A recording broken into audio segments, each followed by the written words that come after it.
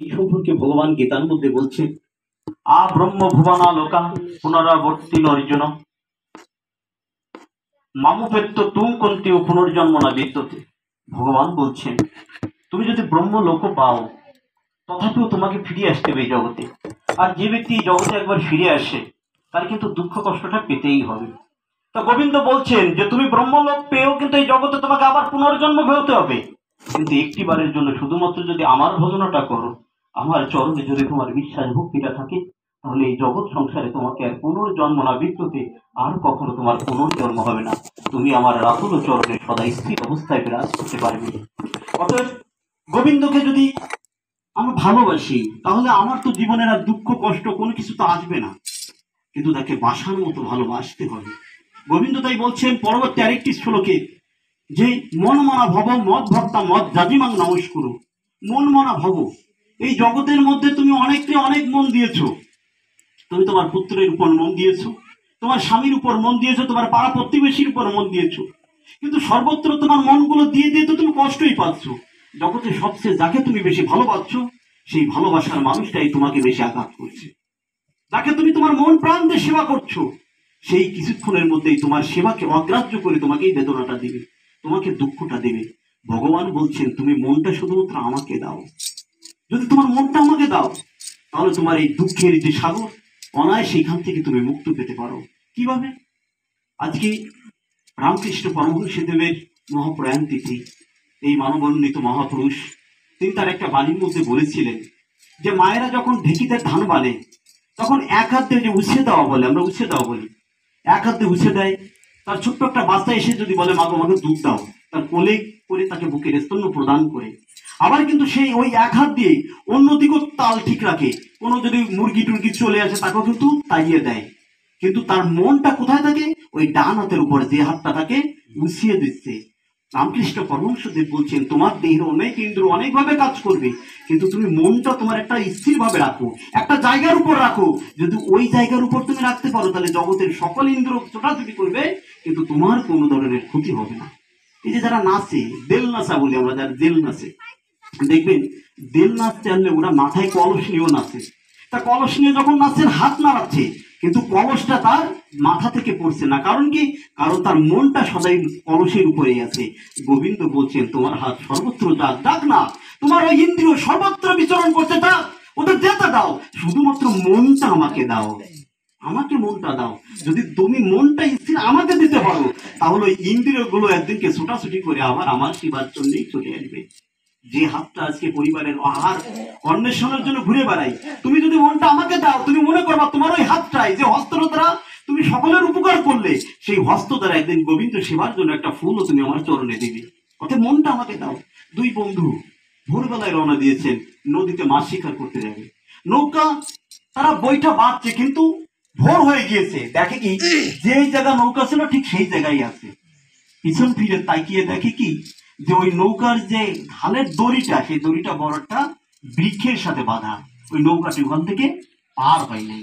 গোবিন্দ এখানে এই শিক্ষাটা দিয়ে বলছেন তোমার এই দেহ তলিটাও স্থির তখনই হবে যখন ভক্তির সুতা দ্বারা তুমি আমাকে বেঁধে রাখতে পারবে। তোমার ভক্তির যে সুতা, এই সুতা দ্বারা, এই দড়ি দ্বারা, রশি দ্বারা যদি তুমি আমাকে বেঁধে রাখতে পারো, তাহলে তুমি মনে রেখো তুমি কখনো তোমার এই দেহ তৈরি তলিয়ে যাবে না, তুমি স্থির অবস্থায় থাকবে। ভগবান গীতার মধ্যে তাই স্থির যে প্রাজ্ঞবান ভক্ত, তাদেরকে অনেক মান্যতা দিয়েছেন ভগবান। আপনি মনটা যদি তাকে দিয়ে থাকেন, ভগবান আপনার সকল কিছু করে দেবেন। কিভাবে করে দেবেন? আমরা সর গোস্বামীর একজন গোস্বামীজি, রঘুনাথ দাস গোস্বামী, ইনি যখন ভজন করতেন, তা ভজন করার সময় রাধা কুণ্ডে বসে ভজন করছেন, প্রচন্ড চৈত্র মাঝের রৌদ্র পড়েছে মাথার উপর। তাহলে যে ব্যক্তি ভজন করে, তাহলে যদি রোদ পড়ে, তাহলে তার নামে বেঘাত হয় না? কিন্তু সনাতন গোস্বামী দূর থেকে দেখলেন যে শ্রীমতী রাধা রানী নিজের আসল দিয়ে ওর মাথায় ছায়া দিচ্ছে। চিন্তা করে দেখুন তো, মনটা শুধু তাকে দিতে হবে। আর গোবিন্দ বলছেন মত ভক্ত, একমাত্র ভক্ত আমার হও। তুমি অনেকে ভক্ত হচ্ছ না তো, তুমি ভক্তটা আমার হও। মত জাতিমাং নমস্কার, আমার পূজাটা করো। আমার যদি তুমি পূজাটা করো, মত জাতি আমার পূজাটা করো, তাহলে সকল কর্ম থেকে তোমার কর্ম বন্ধন হতে আমি নিজেই মুক্ত প্রদান করে থাকবো। আর আমাকে করার জন্য তোমাকে কোনো কিছু করা লাগবে না, তুমি আমাকে একটা নমস্কার দিও শুধুমাত্র। মত জাতিমাং নমস্কার, আমাকে শুধুমাত্র একটু প্রণাম করো। এই প্রণামের মধ্য দিয়ে তোমার অনন্তকালের যে পাপ, এই পাপগুলো আমরা বিদরিত করে দিতে পারবো। আর গোবিন্দের চরণে যদি আমার এমনি করে ভক্তিটা আসে, আচ্ছা ভক্তিটা কি মূলত আমরা একটু দেখি যে গোবিন্দর চরণে আমি মনটা দিলাম, ভক্তিটা কখন উৎপন্ন হচ্ছে। দেখবেন আমরা রামায়ণে হনুমানের চরিত্র কথা আমরা পড়ি। এই হনুমানটাকে গভীরভাবে তত্ত্বকথা একটু গভীরভাবে যদি অনুধাবন না করা যায়, এই শাস্ত্রের এই ব্যাখ্যাগুলো জানা সম্ভব নয়। এই হনুমান আমি একজন ভক্তের তত্ত্বকথা, আমি ভক্ত না, কিন্তু যারা শুদ্ধ ভক্ত তাদের প্রতীক হচ্ছে এই হনুমান। আচ্ছা, হনুমানকে প্রভু রামচন্দ্র কাকে অন্বেষণে পাঠাইলেন? সীতাটাকে। সীতা হচ্ছে ভক্তি দেবী, অর্থাৎ ভক্ত ভক্তি দেবীর তালাশে যাবে। ভক্ত কখনো সনাতনের জন্য যাবে না, ভক্ত যাবে কার তালাশে? ভক্তির সন্ধানে, মা সীতা দেবীর অন্বেষণে। আচ্ছা, যখন ভক্ত তার কাছে যাবে তখন কি হবে? সংসারের যে সাগরটা, এই সাগরের উত্তরাই পার হয়ে তো তার কাছে যেতে হবে, যেটা বিন্দুতে একটু বললো যে আমার সংসারে বিভিন্ন বাধা আসে। তাই বলছেন ভক্ত যখন ভক্তির সন্ধানে যাবে তখন দুঃখের সংসারে যে সাগর, এই সাগরটা তাকে পার হতে হবে। এবার সাগর কি শুধু পারই হয়ে যাবে না তো, ওই সাগরের মধ্যে দেখবেন বিভিন্ন ধরনের রাক্ষস উঠেছিল। অর্থাৎ আপনি যখন ভগবানের অর্থাৎ ভক্তির দিকে যাচ্ছেন, আপনার পিছনে অনেক ধরনের বাধা আছে। সাদা জামা ললাটে তিলক নিলেই হয়। এখন আপনাকে কটূক্তি করার জন্য অনেক কিছু দরকার নেই, একটা সাদা যে পায়জামা, একটা ধুতি আর ললাটের তিলক নেবেন, তাইতে দেখবেন আপনার জীবনে কত বাধা আছে। প্রসেন গেছে, গোল্লাই গেছে, ওদের লেখাপড়া হয় না, ওর এই জনের চাকরিটা কিন্তু সম্ভব না। এই হচ্ছে আমাদের মানসিকতা। যে ভক্ত ভক্তির সন্ধানে যায় তার সম্মুখে এরকম বাধাটা আসে। মালার জপের মালা আমরা হাতে নিই, আমরা ব্যর্থতা আমরা নিতে পারি না, কিন্তু যারা নেয় তাদের ক্ষেত্রে আমরা কি বলি? কাঁধে একটা থলি ঝুলেছে, বাংলাটা দিয়ে আমরা জানি তো না কত বড় অপমান।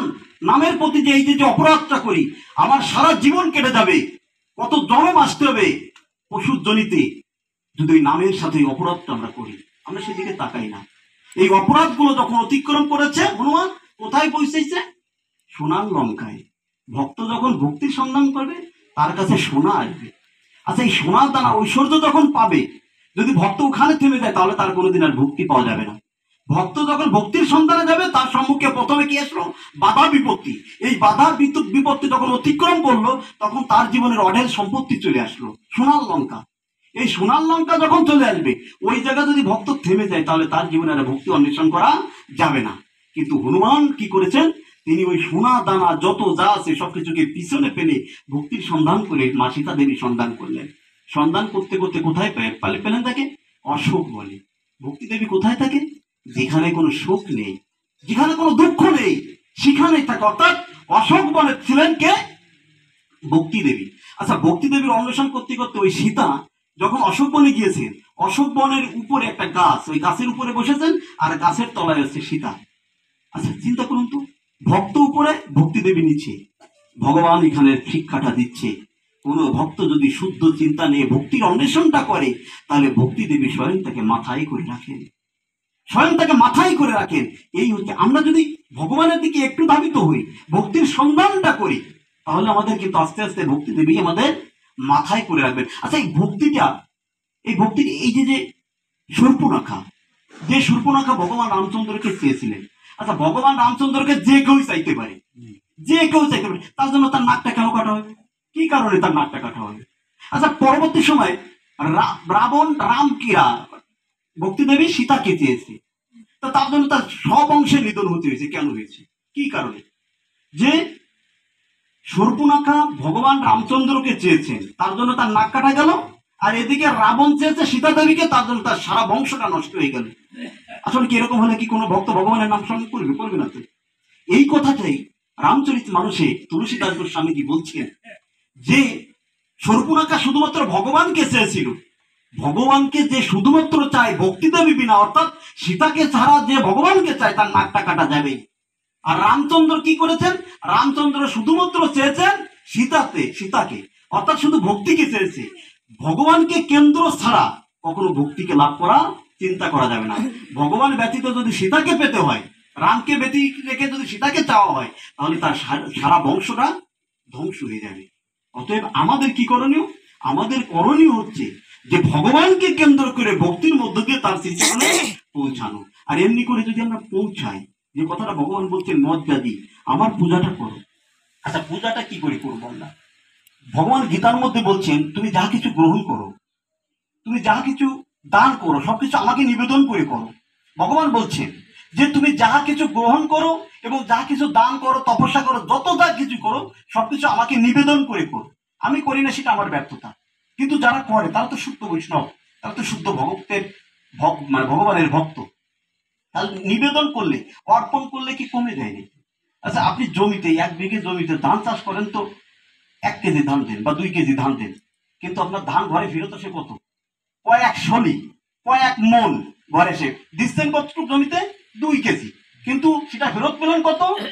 কয়েক মন করে। ভগবান শিক্ষা দিচ্ছেন যদি আমাকে তুমি অর্পণ করো তাহলে তোমার ওটা কমে যাবে না, বরং দ্বিগুণে তোমার কাছে বর্ধিত হবে। তুমি যদি আমাকে কোনো কিছু দান করো তাহলে কি হবে? এই সকল দান কখনো ফুরাবে না, বরং তোমার কাছে অধিক হারে তোমার কাছে পৌঁছায় যাবে। আচ্ছা, ভগবান কি দরিদ্র নাকি যে ভগবানকে দান করতেই হবে? তিনি কি ঠেকা টাকা নাকি? না, ভগবান এখানে একটা সুন্দর দৃষ্টান্ত দিচ্ছেন। ধরুন একজন ব্যক্তি বাজারে যাবে, মোটরসাইকেলটা বের করছে। এখন মোটরসাইকেলটা চালানোর সময় চাবিটা হাত থেকে পড়ে গিয়েছে। পড়ে যাওয়ার পর ওর ছোট্ট একটা ছেলে আছে, ছোট্ট ছেলেটা এসে ওই চাবিটা তুলে বাবার কাছে ধরে দিয়েছে। আচ্ছা, ওই ব্যক্তির চাবি, যে ব্যক্তির মোটরসাইকেল সেই ব্যক্তির চাবি, উঠানটাও তার, আর যে ছেলেটাও জন্ম দিয়েছে সেই ছেলেটাও তার। এই চাবিটা তার দিলে ওই বাবার কি আসে বা কি যায়? কোনো কিছু যায় আসে। কিন্তু বাবা কেন খুশি হলো? যে আমার ছোট্ট ছেলেটা আমাকে প্রদান করা শিখেছে। গোবিন্দ এই কথাটা বলছে, এই জগতে কোনো কিছু তোমার না, এই জগতে কোনো কিছু তোমার না। শুধুমাত্র তোমার কাছে আমি কেন যাচ্ছি? কারণ আমি দেখছি তুমি আমাকে অর্পণ করা শিখেছো কিনা। কারণ এই অর্পণের মধ্য দিয়েই তো আমার কাছে ভক্তি আসে। তুমি এই বিধিটা জেনেছো কিনা, এটা হচ্ছে ভগবানের মূল কথা। কিন্তু আমরা সেই অর্পণটা করি।